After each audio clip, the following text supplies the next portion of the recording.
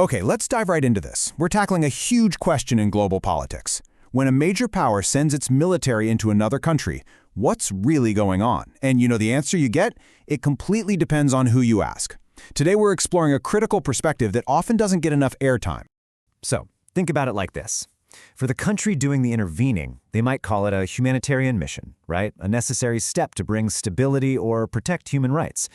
But for a lot of other folks, especially in what we call the global south, it looks an awful lot like history repeating itself. Another powerful nation forcing its will on a weaker one. So, which is it? A rescue or an invasion? Now, before we go any further, we've got to clear up this term, the global south. This isn't just about geography. It's not about just looking at the southern half of a map. It's a political term. It refers to a group of nations, many in Africa, Asia, and Latin America, that share this really powerful common history of colonialism. And that shared experience, it's created this deep, deep skepticism towards the motives of former colonial powers. It's like a lens that colors everything. And that history, well, that brings us right to our first big point. This mistrust isn't something that just popped up yesterday. It's built on this long, really painful history. It's like this deep shadow cast by colonialism that, believe it or not, still shapes how people see the world today.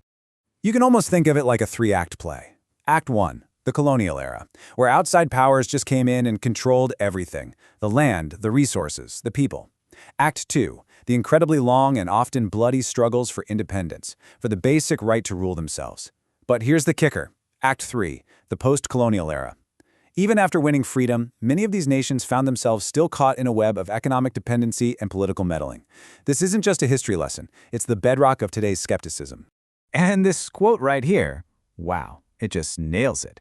It basically means that no matter how good the reason for an intervention sounds, whether it's about spreading democracy or protecting human rights, for many in the global south, it's just impossible not to see it through the prism of past subjugation. That memory of being controlled by outsiders is just too powerful to ignore. So all this history, this deep-seated mistrust, it all leads directly to our second key point, the absolute sacred importance of sovereignty. For nations that literally fought and bled for their independence, this is the red line. It's non-negotiable. And it's so crucial to get this. Sovereignty. The right of a country to govern itself without anyone else interfering. It isn't just some dry, abstract concept from a textbook. No way. It's the prize. It's what generations fought for, what people died for.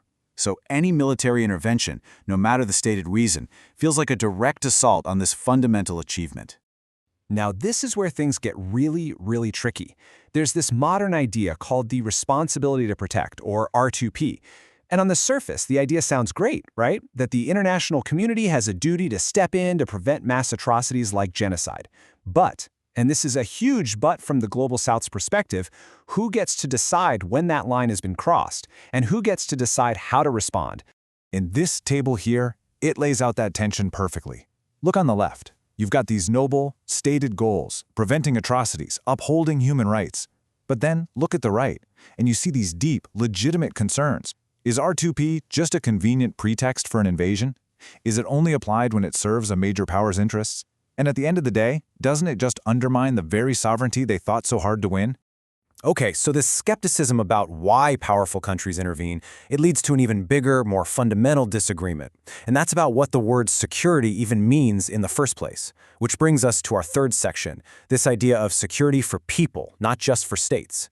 When you hear major world powers talk about security, they're usually talking about state-centric security.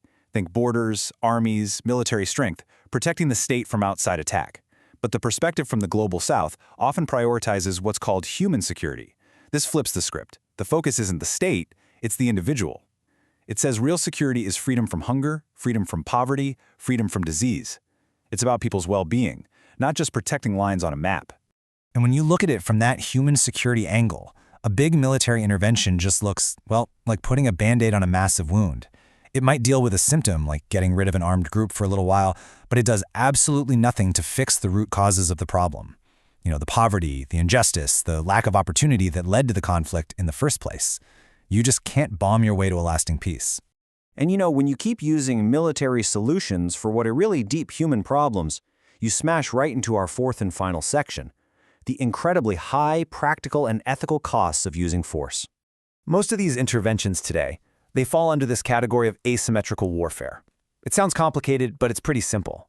You have a super powerful military with all the high-tech gadgets, drones, smart bombs, you name it, going up against a much, much weaker force.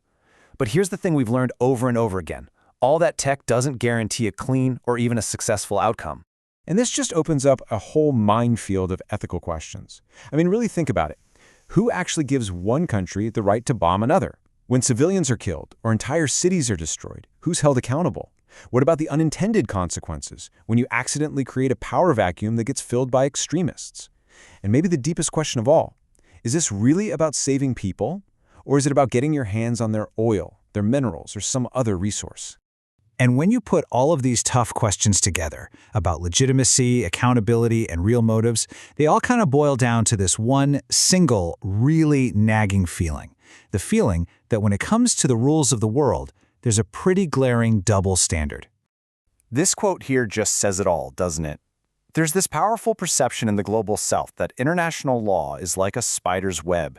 It catches the small flies, but the big wasps just tear right through it without any consequences.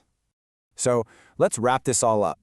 If you're going to take anything away from this explainer, it's these three big ideas. Number one, history matters. A lot. That colonial past isn't just in the past. It creates a very real and profound skepticism today. Number two, the word security means different things to different people. Is it about protecting borders, or is it about protecting human beings? And finally, number three, power demands accountability. The argument is that if you have the power to use that kind of force, you have to be held responsible for what happens. And that leaves us with this final, massive question to chew on. Look, we live in a world where threats like terrorism and climate change don't care about borders, right? So we do need to work together. But the challenge for all of us is, how do we do that? How do we protect people who are truly in danger without just falling back into those same old destructive patterns of the past? That's the challenge we're all facing.